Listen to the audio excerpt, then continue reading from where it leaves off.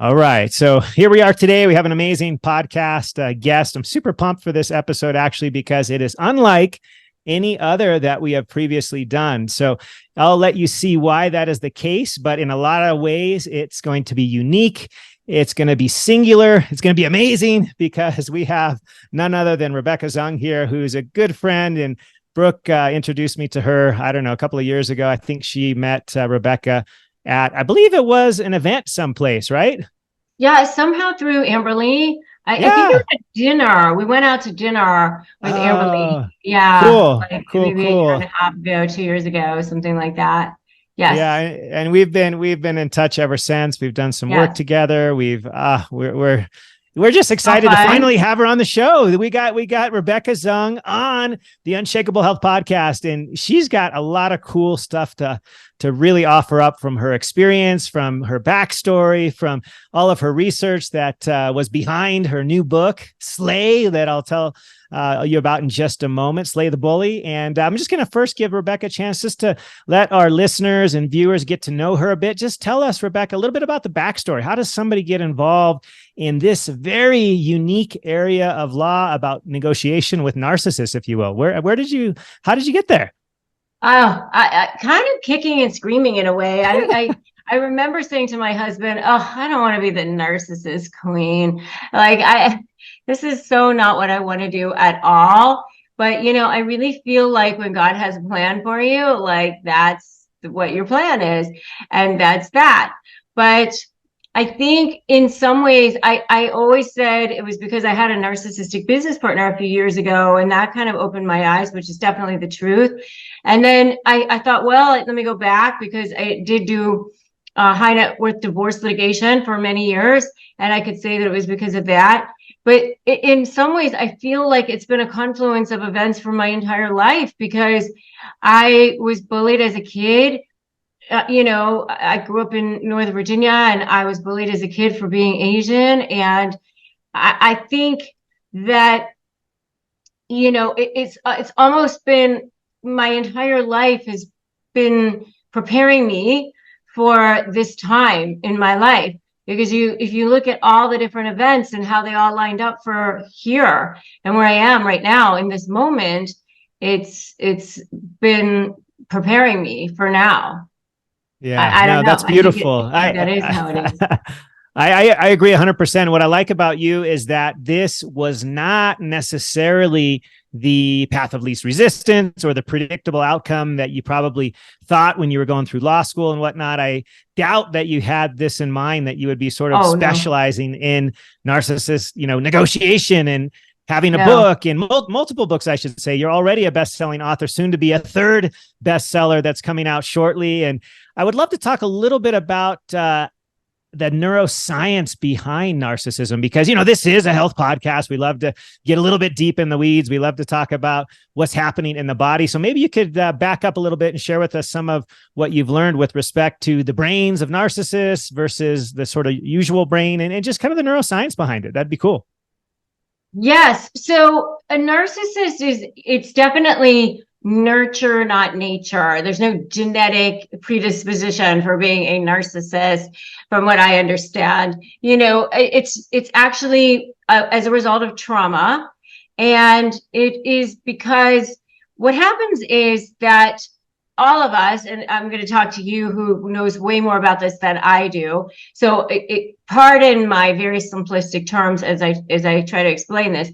But when we as humans are presented with stressful situations, our body responds by emitting chemicals into the body, which are hormones and other chemicals such as adrenaline and cortisol and such things.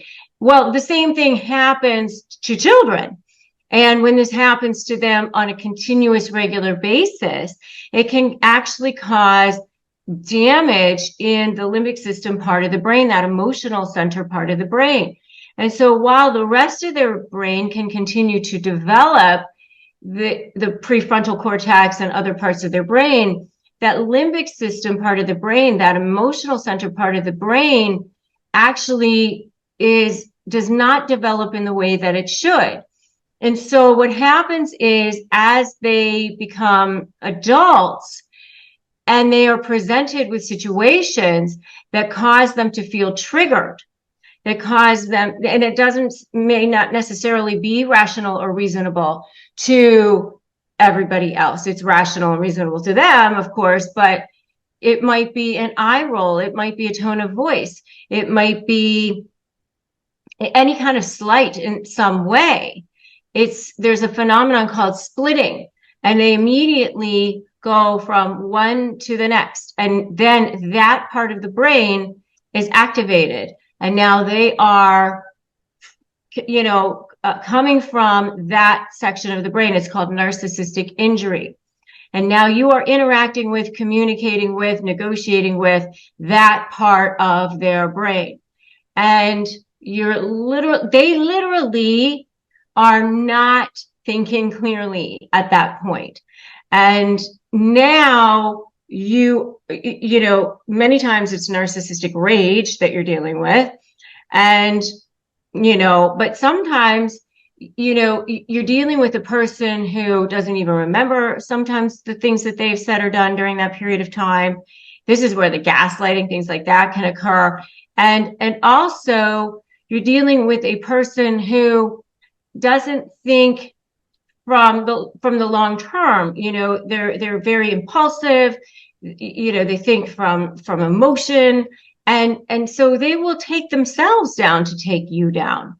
It's about this, I must get you, I must manipulate you, I have to control you, because this is a person who gets all of their feeling of value from external sources. They don't internally feel any sense of self-worth. So all of their feeling of self-worth comes from either their image, how they look to the world, which I call diamond level supply, which, can be the prestige, the impressive friends, the money, whatever it is, or it can be what I call coal level supply, which is controlling you, manipulating you, making you feel small, competing with you, all of that. And so it's this constant battle to fill this empty hole. And that's what you're dealing with. Yeah, no, that's a lot to digest there, but I'm going to just do my best to summarize a little bit what you just said, which I think is really interesting, because typically becoming, as you say, over the years, a narcissist often starts as a kid with trauma, and it affects that sort of emotional area of your brain, if you will, the so-called limbic system, which involves structures like the amygdala, the hippocampus, and a lot of the emotional weight, baggage, insult that can happen at an early age, and that which continues to happen can certainly play into this and into the development. And as you were saying, which I thought you highlighted so beautifully, it actually becomes sort of this circuit that almost is ongoing without necessarily the individual realizing it to a point. They can kind of get into this mode, and they just they go. They're run by that. They're run by that, and they don't even realize. Yeah. Correct, but other people need to realize that too. You're literally not dealing with rational. You're literally not dealing with reasonable at that point.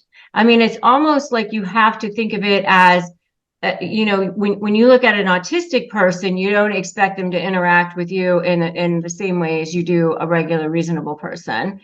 And you kind of have to think about that with narcissism as well. I mean, their brains literally just don't function the same way as a person who's thinking from the rational part of their brain, where you sit down to negotiate and you go, okay, how can we get to an outcome here?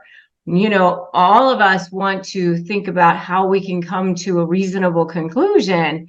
How can we get there? That is not who you're dealing with.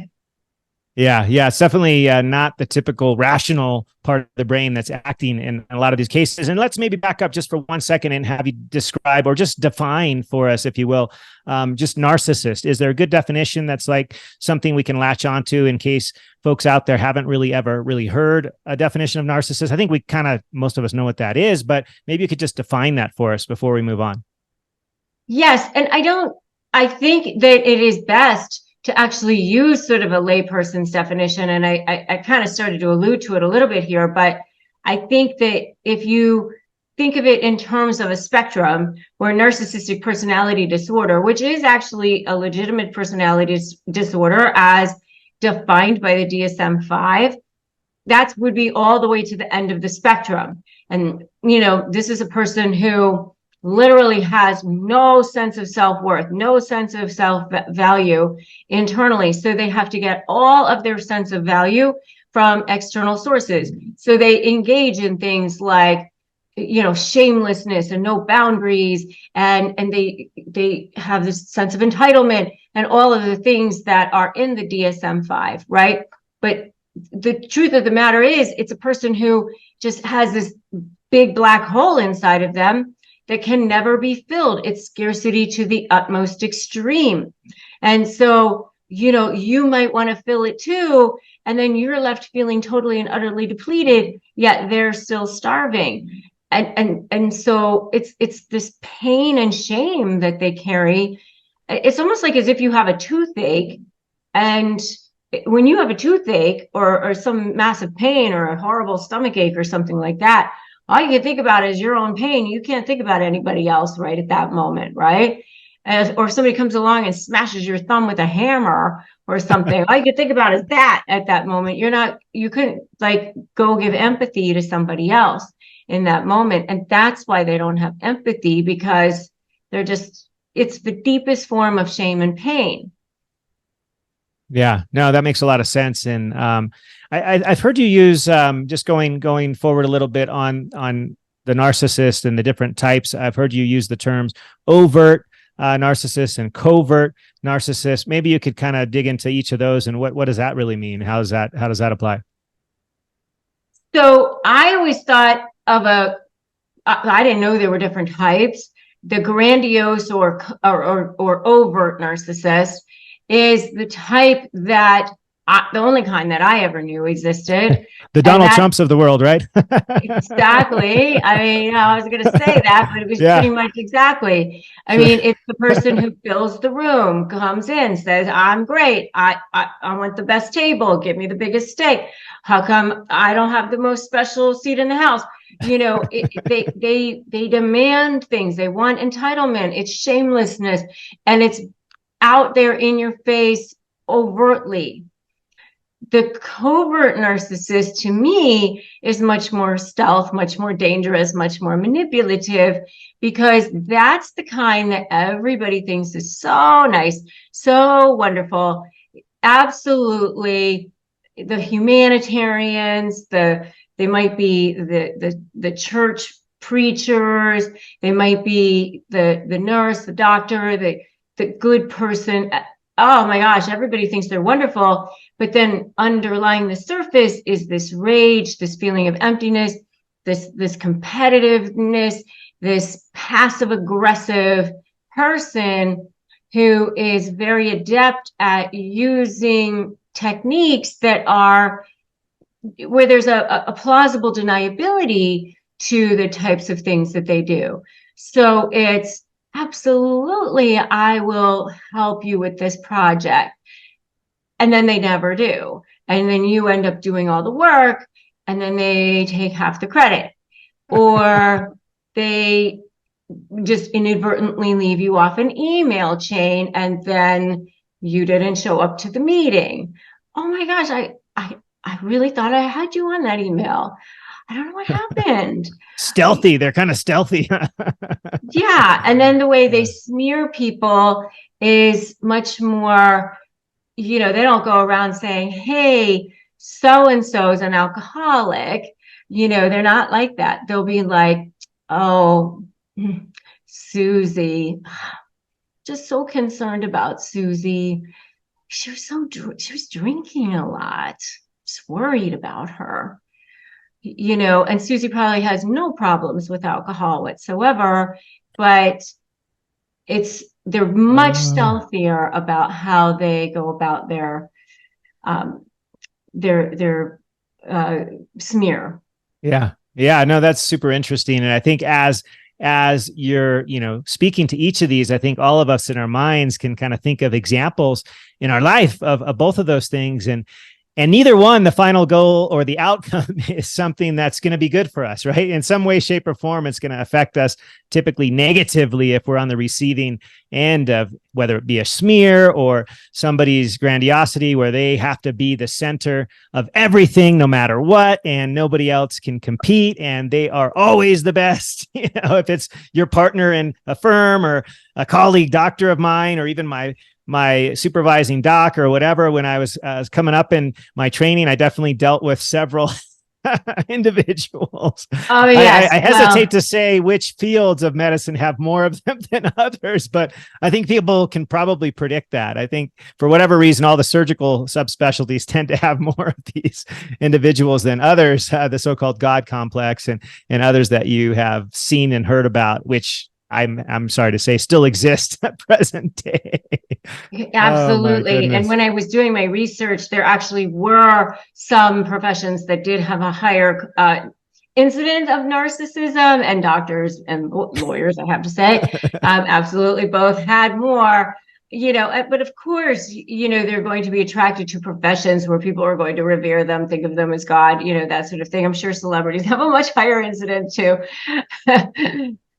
Yeah, totally. So what I love about is you've been using for years this acronym, and I'm a big believer in acronyms because, I went to medical school. I had to memorize so many factual and non-factual things over the years. And so I often develop acronyms of my own. You've developed the one SLAY. In fact, that's the title of your book, Slay the Bully. Tell us what SLAY is and what does that mean? So SLAY actually stands for strategy, leverage, anticipate, and then the Y stands for you. And it is my method for how to actually negotiate with a narcissist. So strategy is developing your super strong strategy, how to create a powerful vision, how to determine where it is that you actually want to go. So many times when you're dealing with a person who is toxic, who is making you feel small, you just don't know where to start, where to go. You haven't created that vision. You haven't created that action plan. And so that helps people to actually formulate a plan for where they want to go. And honestly, this is something to do in any area of your life. Have a specific area, a vision for your life. I mean, it's sort of law of attraction 101, right? Like, where are you going? What do you want to do? Or business planning 101. Where are you going? What's your GPS? And then L is leverage. Leverage, diamond level supply versus coal level supply, which is diamond level being their image, how they look to the world, coal level being manipulating you, controlling you, making you squirm. And there's this myth out there that narcissists just want to win, or they just want money or things like that. That myth is totally false, because going back to the conversation we had at the beginning of this podcast, which is that this lizard brain that they have in some ways, right? This toddler brain or whatever it is, that they actually enjoy the process of making you squirm. They literally get off on that. And because of that, they actually don't ever want it to end. So they will continue to move goalposts. They will continue to, they'll change their own deal on you. And so the reason why you have to understand diamond level supply versus coal level supply is because you have to be able to go, okay, how can I set up my leverage in a way that potentially threatens a source of supply that's more important for them to keep than the supply that they get from manipulating you, from making you squirm, and then not actually do anything with that, like make them feel that it's squeezed in some way, because that's how you're going to get where you want to go. So that's S and L. All right. So we got the leverage, and what's the A? So the A is anticipate. anticipate what the narcissist is going to do and be 2 steps ahead of them. And oh, there's so much involved with this. I mean, I teach people about body language. I teach people about, that they're going to want to trigger you. They're going to want to make you, squirm. They're going to want to bait you. They're going to want to get you to be emotional. And they're going to say all the things that they know what your Achilles heel is. So, they'll say things like, oh, you're a terrible father, or you're awful with money, or if it were you, you're a terrible doctor, or something like that.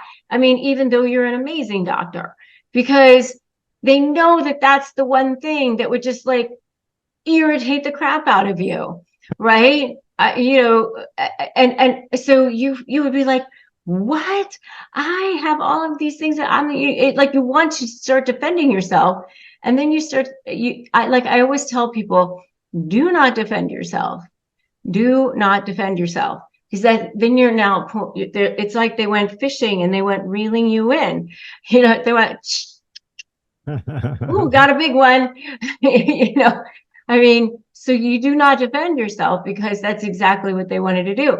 And so I give people so many different ideas in the book on how to be powerful in those circumstances. And then Y stands for you.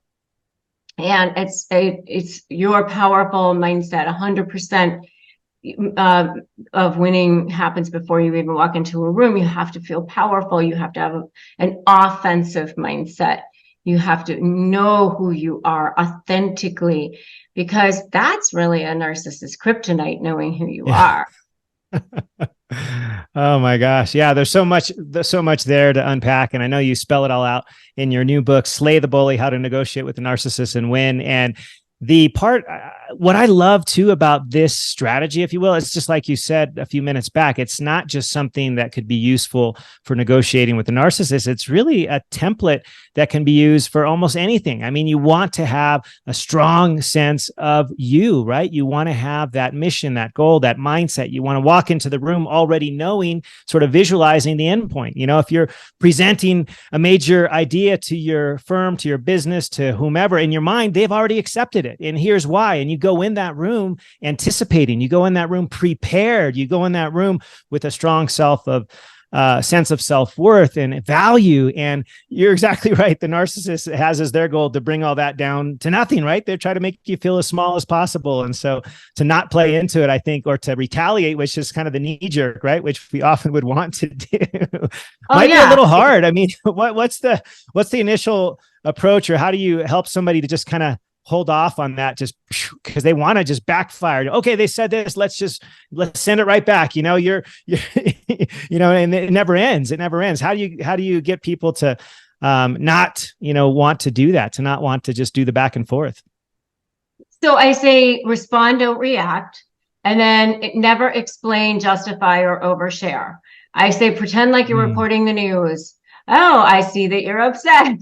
Oh, there you go. You have just done this, and so if they sent you like this super long email or this super long text, you can just say, and there's like maybe one thing you need to respond to, like what time to meet on Wednesday or something like that. You can just say, oh, I'm in receipt of your email. I deny everything, and I'll see you at 3:00 on Wednesday. I mean, less is more. Honestly, less is more. That's so there's something I call the middle finger response. There was a lawyer that I had that I used to know back in Florida when I was practicing, and it was great because back in the early days when I first started practicing, before we used email for absolutely everything, we actually used to use stationery, and we'd have our secretaries like write our letters on stationery and send them out. And so he used to, when lawyers would write these long letters like that, he used to write these responses. Dear attorney so-and-so, no, very truly yours. And then sign his name. And it was so powerful. That's it. No. No, period. Very truly yours. Oh my goodness. And I was like, sort of like, F you. That's amazing. That's amazing. Or Less you is call more. it the I love middle that. finger Less is more. response. Oh my goodness. And don't give them too much, right? You said don't over, I forget the term you use, Never but explain, justify, or overshare. there you go. Don't overshare. You know, you're being pulled in. Yeah. Yes. Oh my gosh. And that just empowers them even more, right? They'd love to push your proverbial buttons, right? That's what gets them off. I mean, literally. Don't let them push your buttons. You just say no. Sincerely yours. Just say no. I would say there was an old commercial back in the day. You know, I'll totally show my age here, but when I was a kid, there was a thing that said something like, never let them see you sweat or something like that. And it was like remember that commercial? Some speed stick or some kind of deodorant, yes, right? Yeah, some kind of see, you remember too. Yeah, it was like a deodorant commercial, right? Yeah. So I say never let them see you sweat. You know, you can vomit in the shower or whatever, scream in your pillow, but do not let them see you. In front of them. You have to be calm as a cucumber or whatever. Yeah. Hi, Calm, how are cool, you? collected. Great. Absolutely. Of course. That's amazing. No, simple. Keep it simple. Don't overreact. Don't overshare. Don't explain, justify. Just, oh my goodness. Those are just pearls of wisdom for life. Exactly. Oh my goodness. I wanted to get into a little bit like this. I know when you're in the midst of, say, a relationship such as that, where there's someone that is this, narcissist, that it's affecting you. It's really affecting a lot about you, your emotions, and it's making you feel small. And you just feel a little bit in the overwhelm. Maybe you can't even respond anything to any emails because you're just in this sense of overwhelm. Where do you start? Yeah, I've been there, honestly. And that's why I talk about this, because, it all happened to me, after I had a big law practice and had all the accolades and all that. I had been with a narcissistic business partner, and it made me feel small again. It brought back feelings of when I had been bullied as a kid and traumatized. And I would just say that I have this 3-step process called, step 1, don't run. Step 2, make a U-turn. Step 3, break free. And basically, I just tell people, step 1 is don't run, stop retreating, make that first step, which is just creating that boundary of whatever that first boundary is for you. But, stopping that conditioning. They started conditioning you from the beginning in some way. That's how they glommed onto you in the first place. They glom onto you for a source of supply. So how can you first create some sort of a boundary that is going to get you starting to feel more empowered, whatever that is for you? So I always tell people that if you're looking for that first step, a really good first step is just starting to look at them as like a toddler having a tantrum on the floor, starting to look at them as if they are a third party, starting to observe them as if you are reporting the news. And you can even start practicing phrases, which I do have in my book, by the way, which is Slay the Bully, which people can check out at slaythebully.com. But you can start to say things like, I can see that you're upset. I can see that you're angry, which starts to make you take you out of it so that you're not taking it personally. It's almost like you're putting this transparent bubble around you. I tell people to just put this transparent bubble around you of protection. And then you just kind of, with the Superman bullets going off your chest, or the Wonder Woman, bracelets or whatever, all their negativity just bounces off of you. It's just, it ain't coming here. It doesn't penetrate the shield. I can see that you're upset. we can discuss this later when you can be respectful to me, when you've calmed down, or whatever it is that you need to say. But, just start to leave it over there. Your triggers are not my responsibility. If you're upset, that is not my problem. People's own triggers, as much as they might say to you, you make me angry, or you do this to me, or whatever, people's triggers are their own responsibility. It is up to them to manage themselves, not you. That's not your responsibility.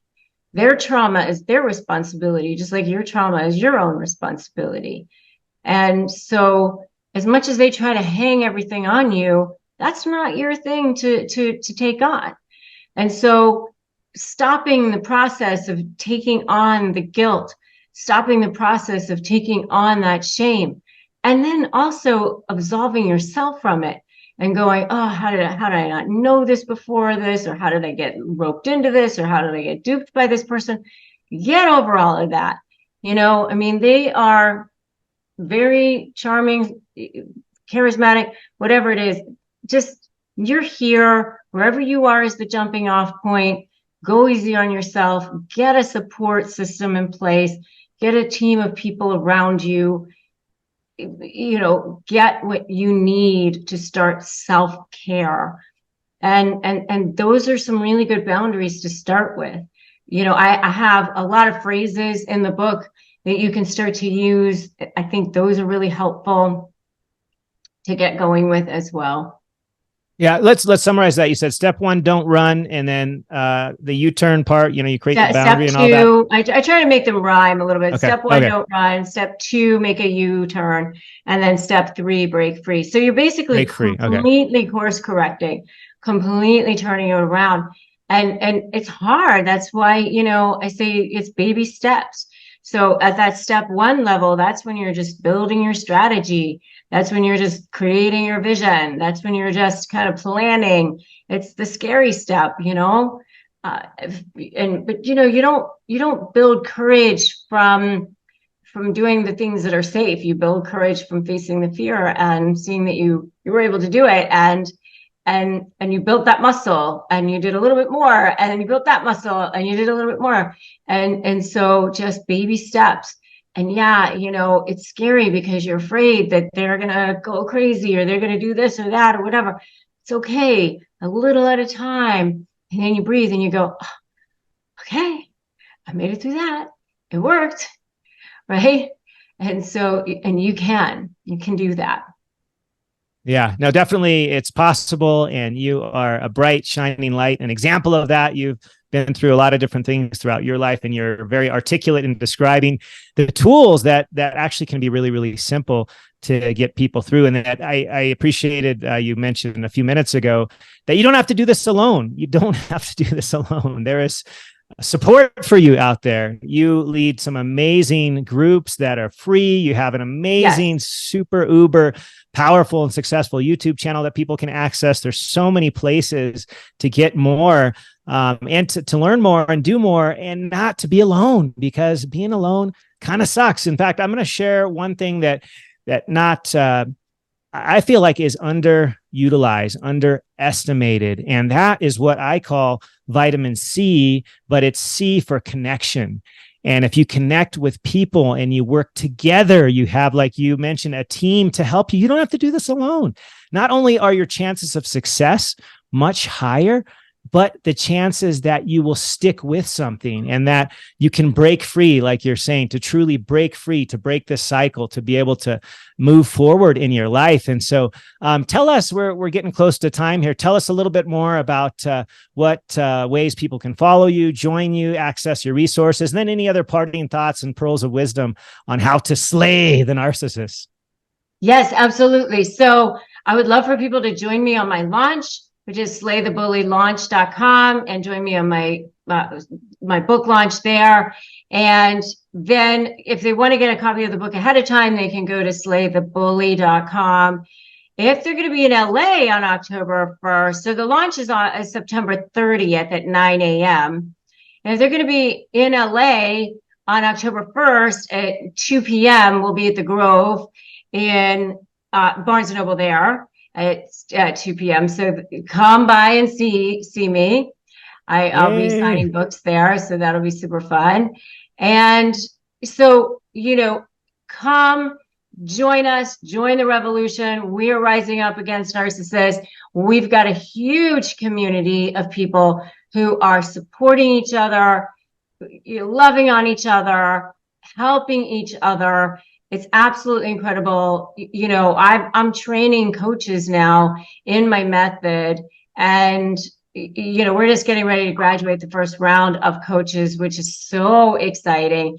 And it's absolutely been the best shining star of my life, because, I've literally sold thousands and thousands and thousands of my slave programs. I've got 40 million views on YouTube in the last 3 years. So I know that this method works.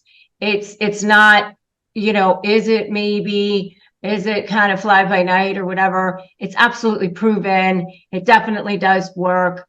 And so for people who are trying to deal with a narcissist and they're not sure what to do, this is something that I'm so grateful and honored to be helping people with, truly.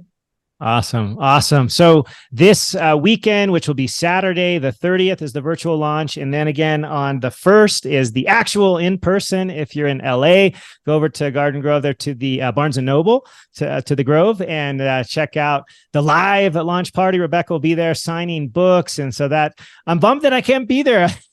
My wife's going to be in Europe and I'm going to be home with the 6 kids. So I'm going to miss out, but I'll join you on Saturday, the 30th, the virtual launch for sure. And I'm so excited. I'm so excited for you, for this. It's just, you've done a couple of best-selling books already, but I think this one is just such a passionate, work that you've put so much into, and just really summarizes these tools that you've been sharing that have been proven and are effective, and it's changing the world. So thank you, Rebecca. Share with us any parting thoughts, any sort of tools or pearls that you just really want us to hear before we go today. Any parting wisdom? Yes. So the parting wisdom I love to give is that people will think what you tell them to think, and you alone define your value. I will tell a very, very short, quick story. I was a lawyer for about 8 years, and then I was a financial advisor for Morgan Stanley for a couple of years. And then I went back to being a lawyer because I was starting a law practice, and I was so nervous that people were going to think that I was a complete flake. This was, of course, several years ago now, but I had hired a business coach, and I just remember lamenting to her because I was in Naples, Florida, which is a very affluent community and a very kind of not judgy town, but everybody kind of knows each other there. And I said, I'm so worried everybody's going to think I'm such a flake, lawyer, financial planner, lawyer. And she said, people will think what you tell them to think. She said, you can tell them to think that you are a flake, or you can tell them to think that you are the only lawyer that has a financial background. So therefore, you're actually more qualified than any other family law attorney in town. Which story would you like to tell?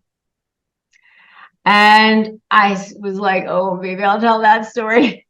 And so that's what I did. And I stood in that power.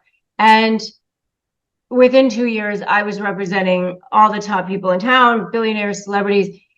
I had one of the most thriving practices.